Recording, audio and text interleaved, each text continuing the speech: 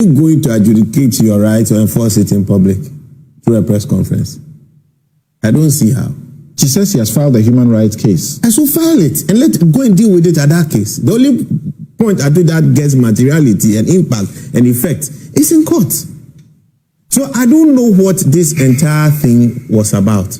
It doesn't make sense to me that at your first meeting, you've not brought your lawyer, you yourself, you don't attend, and you just expect absolute cases being extended to you in that fashion.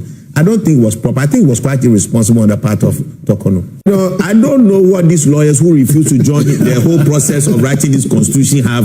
It was carpenters and businessmen like me who wrote this constitution. When we are talking, we should keep quiet. This attempt to prosecute the matter or adjudicate the matter in the court of public opinion is rather an act of indiscretion and unfortunate. It is because it is her, and not her in her person, but her office or the office she held for which is actually being held accountable.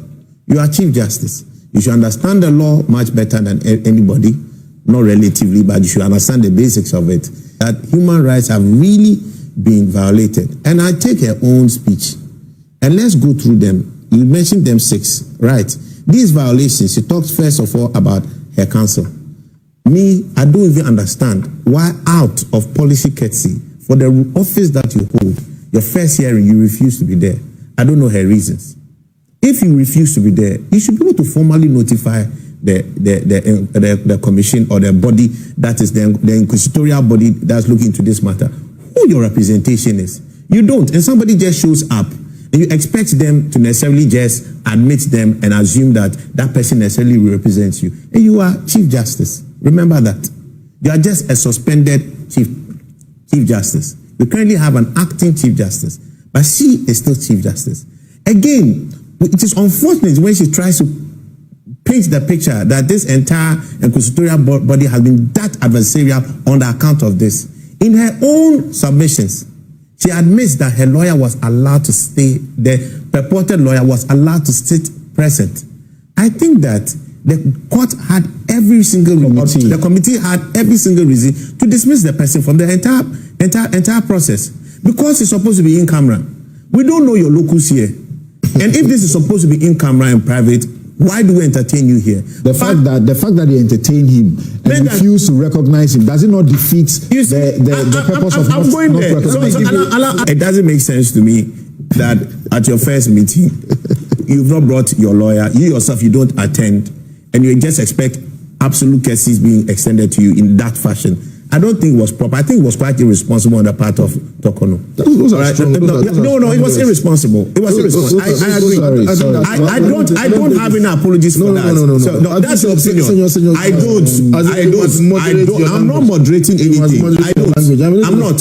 I think that it was irresponsible on her part. She should set the right standard. Please, let's not. I'm sorry. I'm not you. I'm not deliberate. Please, Hassan. The fact that you even agree that even me sitting here and saying that her conduct was irresponsible, her conduct of not formally introducing her counsel is irresponsible. That is what to tell you the consensus you should be having around the in-camera series. To the effect that you may not have the full facts. Yes. Really? Even though some may say, if this is how it happened as Hassan is putting it, then it should have been part of her statement. But you may not know what may have happened. So to say that she was irresponsible on her part. Don't repeat that, please. Don't. Please. Don't repeat that. I have no apologies. I have no withdrawals on it. I repeat, I'm relying on her submissions. If she had formally introduced that lawyer, she would have said it. And she should have said it. And if she also didn't inform us, that again is inappropriate on her part. You don't share information in a certain fashion to try and shape public opinion without being pure about your submissions as well. Can you move on from that point? Yes, I'll move on. So I don't see the point. Again, let's go forward. Do we have a situation where her lawyers have not been granted hearing in the process? Subsequent to that, there's no evidence anywhere.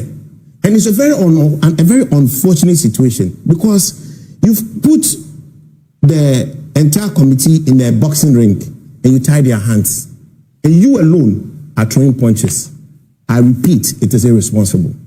The fact that you have the right to speak does not necessarily mean Just like I said the last time when I was here, that while the Bible in 1 Corinthians 10, 23 or so, while all things are permissible, not all things are beneficial nor constructive. When you hold a certain position in society, there's a certain level of discretion that is expected of you. She hasn't exercised it right.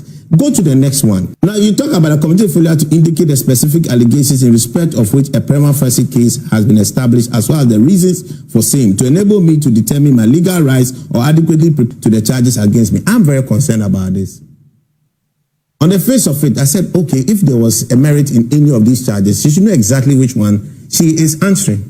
But then I asked myself again, who did the prima facie? It was the Council of State and His Excellency the President. Then you set up a committee. Are you now going to take your reasoning and put that before this committee to prejudice their own assessment and evaluation of the process? That creates a legitimate concern. I think that if the prima facie has been done by a different body, and not that same court or that same body is going to actually sit on the case, the new group must be allowed to freely act. Will be the same people at this table trying to suggest that His Excellency the President and the Council of State were trying to shepherd the thoughts of this entire committee, which is supposed to do an independent job, independent of the thoughts. I'm talking about the prima facie. She be privy to the reasons why it was established. I think to be prejudicial to the activities of the committee. If the two of you have taken a decision, you've evaluated something, I'm supposed to independently look at it, I should hear the case freely. I shouldn't now be guided by your own decisions, which will now influence mine. I have a problem with that. Now, to your particular question, I agree with you. I heard her very clearly when she said she cannot confirm whether what she has is exactly what the committee has. We are dealing in a space of politics. She has every reason to be concerned, and I support her fully. I don't think that if that is true, the conduct of the committee is necessarily optimal. But unfortunately, we are again fighting a committee in a boxing ring with their hands tied to their back. Number 3, she says that the committee did to permit 2 of the petitioners not to testify to enable me cross-examine them on their petitions. I think that matter has been flogged. So I take these first 3 things. I don't see where the human rights matter as we speak. As the process continues, I don't see where the human rights matter is. Number 4, a denial of an opportunity to be in the hearing room with my husband or a close family member. This is an in-camera process. It is clearly defined as an in-camera process. And the 2 shall be one. The 2 shall not be one in court. That's why when I am held guilty on something, my wife won't follow me into prison. If she goes, I will walk her to the place. I'll cry for her. I'll defend her, do anything, but I cannot replace her in prison. It will never happen. Small courtesy. Can't we make a little exception of the rule? I mean, if the committee wants to do that, the first thing is, would they be in breach of 1468? I think that will be an absolute breach of 1468. That takes me in mind. Kessie demands a breach of the Constitution. You cannot do that. The understanding? You see, that's why I actually have a problem with the committee. No, Senior, is that the understanding? No, I'm going.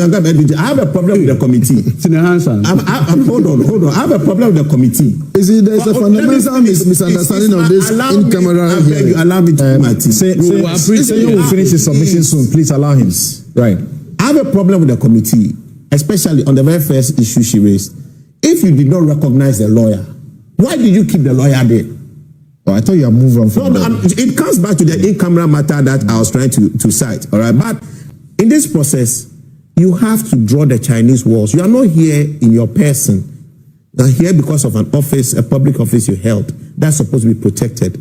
We must realize that there's a value in that process. The process of this in-camera structure is not designed just to protect Torkorrnu. Why not? It is designed to protect the entire process, including the petitioners, including those who are also sitting on the case, for clarity and objectivity in their decision making. When you have cameras on you, there's a conduct, there's a way you do your things.